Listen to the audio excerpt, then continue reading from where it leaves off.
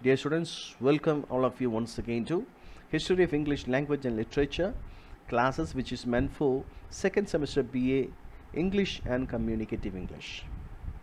So this video is based on chapter number 1, module number 3 of your textbook.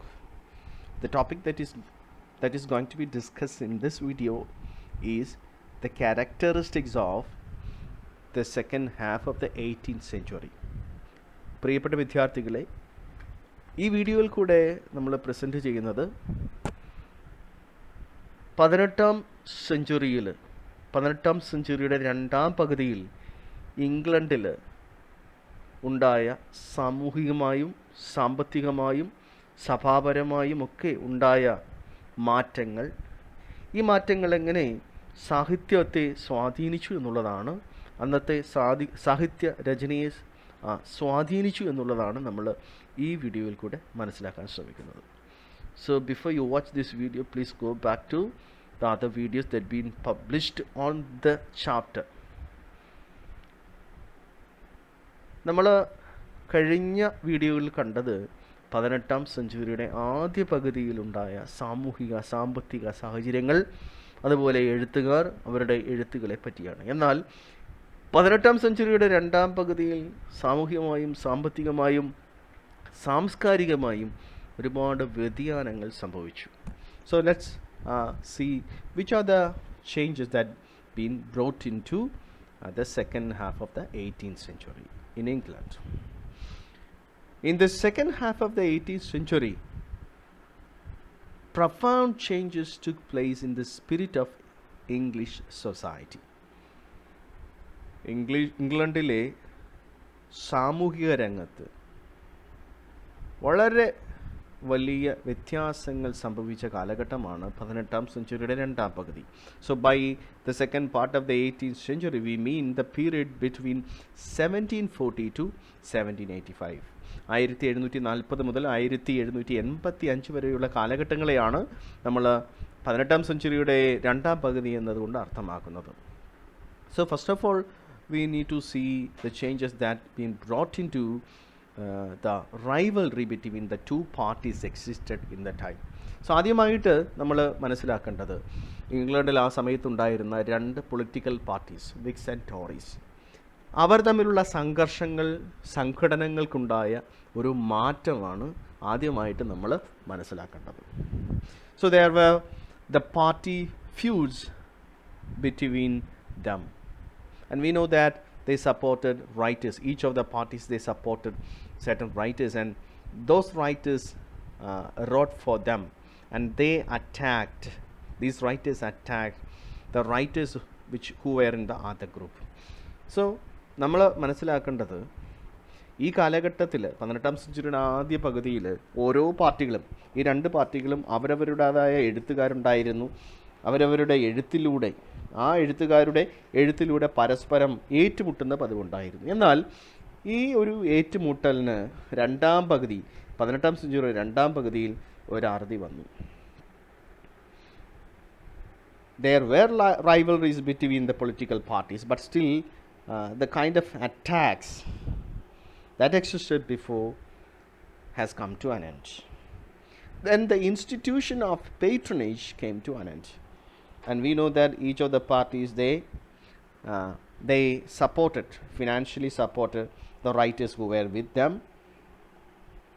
So that system, the institution of patronage, came to an end. അങ്ങനെ സാമ്പത്തികമായി സഹായിക്കുന്ന political parties അവരവരുടെ എഴുത്തുകാരെ സാമ്പത്തികമായി സഹായിക്കുന്ന പരിപാടി അവസാനിച്ചു. And now literary men depend solely on the public. So now they have no option for their livelihoods. They need to depend on the public.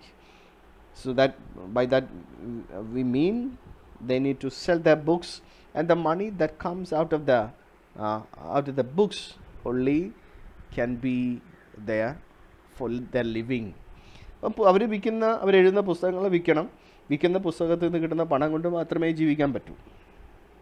അപ്പോൾ എഴുത്തിൻ്റെ വിഷയങ്ങൾക്ക്, കൈകാര്യം ചെയ്യുന്ന വിഷയങ്ങൾക്കും ഒരു വ്യതിയാനം ഉണ്ടായിരിക്കും. And then another important change that been introduced was the rise of the middle class. That should be specially noted. ഈ കാലഘട്ടത്തിലുണ്ടായ വലിയൊരു മാറ്റമാണ് മധ്യവർഗത്തിൻ്റെ ശാക്തീകരണം, മധ്യവർഗത്തിൻ്റെ ഉയർച്ച. And that introduced the rise of sentimentalism in the literature of the age. മധ്യവർഗത്തിൻ്റെ ഉദയം അല്ലെങ്കിൽ മധ്യവർഗത്തിൻ്റെ ശാക്തീകരണം നിമിത്തം സാഹിത്യത്തിലുണ്ടായ ഒരു മാറ്റമാണ് sentimentalism. The element of sentimentalism is now introduce in literature. So ഈ കാലഘട്ടത്തിൻ്റെ തന്നെ ഒരു പ്രത്യേകതയാണ്. ഇപ്പം മധ്യവർഗക്കാർക്ക് ഇഷ്ടപ്പെട്ട വിഷയമായ സെൻറ്റിമെൻറ്റാലിസം, വൈകാരികത അല്ലെങ്കിൽ അങ്ങനെയുള്ള കാര്യങ്ങൾ, the element of sentimentalism has come to be an important element in literature. Then people began to crave for something natural and spontaneous in thought and language. And also now the people began to crave for something that is natural and spontaneous. പഴയ ആ ഒരു വായനയുടെ പ്രവണത മാറിയിട്ട് ഇപ്പോൾ ആൾക്കാർക്ക് സ്വാഭാവികമായി നടക്കുന്ന നാച്ചുറലായിട്ടുള്ള കാര്യങ്ങൾ, അതുപോലെ സ്പോണ്ടേനിയസ് ഒറിജിനലായിട്ടുള്ള സ്പോണ്ടേനിയസ് തിങ്സ്, അത് മതി. സാഹിത്യത്തിൽ അങ്ങനെയുള്ള ഒരു താല്പര്യം ജനങ്ങൾക്ക് ഉണ്ടായി. A significant feature of this period of transition from pseudo classicism to romanticism is this renaissance of feeling. So this was the time of a transition from pseudo classicism to romanticism. ഈ കാലഘട്ടം നേരത്തെ ഉണ്ടായിരുന്ന pseudo classicism, or otherwise we can call it neo classicism. So എഴുത്തുകാരൊക്കെ classical രീതിയിൽ എഴുതാൻ തുടങ്ങി, classical പുസ്തകങ്ങൾ വായിക്കാൻ തുടങ്ങി. അപ്പോൾ ആ ക്ലാസിക്കലിൻ്റെ ആ ചിട്ടകളുടെ രീതിയിൽ എഴുതുന്ന ആ പ്രവണതയൊക്കെ മാറിയിട്ട് റൊമാൻറ്റിക് കോൺസെപ്റ്റ്സ് അല്ലെങ്കിൽ റൊമാൻറ്റിക് ഒരു കോൺസെപ്റ്റിലേക്ക് അല്ലെങ്കിൽ റൊമാൻറ്റിക് എഴുത്തിലേക്ക് ഈ ഒരു കാലഘട്ടം മാറി വന്നു. So it was A period of Renaissance of feeling. വൈകാരികമായ ഭാവങ്ങളൊക്കെ എഴുത്തിലേക്ക് കടന്നു വന്നു. എഴുത്തിൻ്റെ നിയമങ്ങളൊക്കെ മാറ്റി വെച്ച് ഇഷ്ടമുള്ള രീതിയിൽ എഴുത്തുകാർ അവരവരുടെ ഇമോഷൻസൊക്കെ എക്സ്പ്രസ് ചെയ്യുന്ന ഒരു രീതിയിൽ എഴുത്തുകാർ എഴുതുവാൻ തുടങ്ങി, which had it's impact on religion too. So we can see some kind of changes being brought into the religion in Christianity also. So we can see the utilitarian religion of Pope's age gave way to evangelism. പോപ്പിൻ്റെ കാലഘട്ടത്തിൽ ഉണ്ടായിരുന്ന സഭാപരമായ പ്രവണതകൾ, പ്രത്യേകിച്ചും utilitarian religion or utilitarian tendencies of Christianity has now been shifted to evangelism. കുറച്ചും കൂടെ എന്താണ് സുവിശേഷപരമായ അല്ലെങ്കിൽ ഇവാഞ്ചലിക്കലായ ടെൻഡൻസികളുള്ള ടെൻഡൻസീസുള്ള ഒരു മതമായിട്ട് ഇംഗ്ലണ്ടിലെ ക്രിസ്ത്യൻ മതം മാറി. This was accompanied by the spread of humanitarian spirit, the sympathy with man as a man. So, we can see that this was due to an influence of humanitarian spirit, that was the sympathy with man as man. മനുഷ്യനോടുള്ള ഒരു ദയവ് അല്ലെങ്കിൽ ഒരു humanitarian പ്രവണത ഈ കാലഘട്ടത്തിൽ സമൂഹത്തിൽ നമുക്ക് കാണുവാൻ പറ്റുമായിരുന്നു. സോ അത് തന്നെ ഒരു മാറ്റത്തിലേക്ക് ജനങ്ങളുടെ അഭിരുചിക്കും വായനാ രീതികൾക്കും അവരുടെ ടെമ്പറമെൻ്റൊക്കെ വളരെ മാറുന്ന ഒരു രീതിയിലേക്ക് വന്നു. So now humanism has been introduced in to literature. There was always a sympathy for man. മനുഷ്യന് ഇപ്പം കഷ്ടപ്പെടുന്ന മനുഷ്യർ, അങ്ങനെ ആ മനുഷ്യൻ്റെ അവസ്ഥകളൊക്കെ മനുഷ്യൻ തന്നെ, സാധാ മനുഷ്യൻ തന്നെ കവിതയുടെ ഒക്കെ വിഷയമായി മാറുകയാണ്. So literature of the post 1750s show the conflict of old ideas with the new, a struggle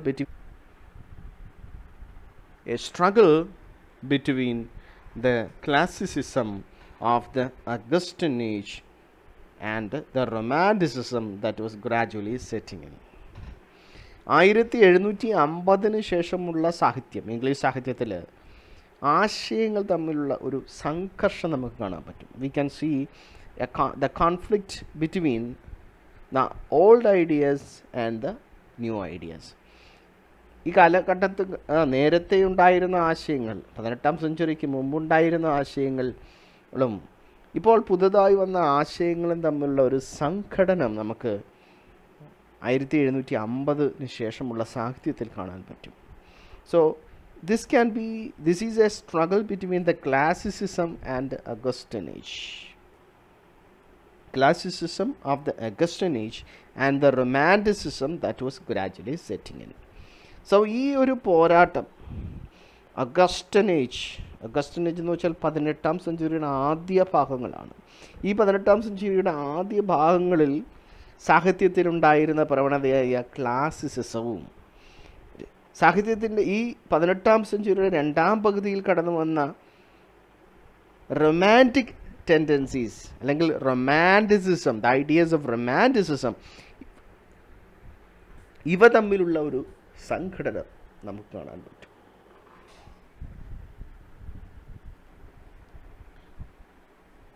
So this particular time we can see number of writers who were opposed in their ideas, who had contrary ideas. അപ്പോൾ ഈ കാലഘട്ടത്തിൽ നമുക്ക് വ്യത്യസ്തമായ ആശയങ്ങളുള്ള രചയിതാക്കളെ, സാഹിത്യ രചയിതാക്കളെ നമുക്ക് കാണാൻ പറ്റും. So on the one side we can see Dr. Johnson, Oliver Goldsmith. Other side we can see Robert Burns and William Blake. So as far as Dr. Johnson and Oliver Goldsmith concerned, they held fast to the Augustan tradition. However, Robert Burns and William Blake, they assured in romanticism. They were with the romantic spirit. So ഒരു ഭാഗത്ത് doctor ജോൺസണും Oliver ഗോൾഡ്സ്മിത്തും ഒക്കെ Augustan tradition ഇങ്ങനെ പിടിച്ചുകൊണ്ട് നിൽക്കുമ്പോൾ, അല്ലെങ്കിൽ classical tradition ഇങ്ങനെ മുറുകെ പിടിച്ചുകൊണ്ടിരിക്കുമ്പോൾ, മറുഭാഗത്ത് ചില കവികൾ, പ്രത്യേകിച്ചും റോബർട്ട് ബേൺസ്, അതുപോലെ വില്യം ബ്ലേക്ക് ഒക്കെ, അവർ റൊമാൻറ്റിക് ആശയങ്ങളെ സപ്പോർട്ട് ചെയ്യുന്നവരായിരുന്നു, അല്ലെങ്കിൽ റൊമാൻറ്റിക് ആശയങ്ങൾക്ക് വേണ്ടി വാദിക്കുന്നവരായിരുന്നു. So we can see there are some other writers, some other poets who were with William Blake and Robert Burns. They were Thomas Gray and William Collins. അപ്പോൾ William ബ്ലേക്കിനോടും അതുപോലെ Robert ബേർഡ്സിനോടൊപ്പം ഉള്ള മറ്റ് കുറച്ച് കവികളുണ്ട്, അവരോട് ചേർന്ന് നിന്ന മറ്റ് കുറച്ച് കവികളുണ്ട്. അവർ തോമസ് ഗ്രേ അതുപോലെ വില്യം കോളിൻസ് ആയിരുന്നു. So they left classicism. They rejected the elements of classicism. They say goodbye to classicism, and now they want to search for, or they are searching for, the new romantic spirit. അവർ ഈ പുതിയ കവികൾ classical നിയമങ്ങളൊക്കെ വലിച്ചെറിഞ്ഞിട്ട്, അല്ലെങ്കിൽ classical ടെൻഡൻസികളൊക്കെ ഉപേക്ഷിച്ചിട്ട്, അവരുടെ ആവശ്യം അല്ലെങ്കിൽ അവരുടെ രചനയിൽ അവർ കൈകാര്യം ചെയ്ത് റൊമാൻറ്റിക് കോൺസെപ്റ്റുകളായിരുന്നു, അല്ലെങ്കിൽ റൊമാൻറ്റിക് സ്പിരിറ്റ് ആയിരുന്നു. You can see a kind of romantic spirit in their writing. That's why we call them as precursors of romanticism. ഈ കവികളെ, ഈ എഴുത്തുകാരെ നമ്മൾ വിളിക്കുന്ന പേരാണ് പ്രിക്കസേഴ്സ് ഓഫ് റൊമാൻറ്റിസിസം, റൊമാൻറ്റിസിസത്തിൻ്റെ കുഴലൂത്തുകാർ. അപ്പോൾ ഇവർ ജീവിച്ചിരുന്ന കാലഘട്ടം 18ാം സെഞ്ചുറിയാണ്. ഈ ഏജ് ഓഫ് എൻലൈറ്റ്മെൻറ്റിലാണ് ഇവർ ജീവിച്ചിരുന്നെങ്കിലും അവരുടെ ശരിക്കും ആത്മാവ്, അല്ലെങ്കിൽ അവരുടെ എഴുത്തിൻ്റെ ശൈലി ഒരു റൊമാൻറ്റിക്സ് രീതിയായിരുന്നു. അതുകൊണ്ട് തന്നെ നമുക്ക് അവരെ വിളിക്കാൻ പറ്റുന്ന പേരാണ് പ്രീകസേഴ്സ് ഓഫ് റൊമാൻറ്റിസിസം, റൊമാൻറ്റിസിസത്തിൻ്റെ കുഴലൂത്തുകാർ.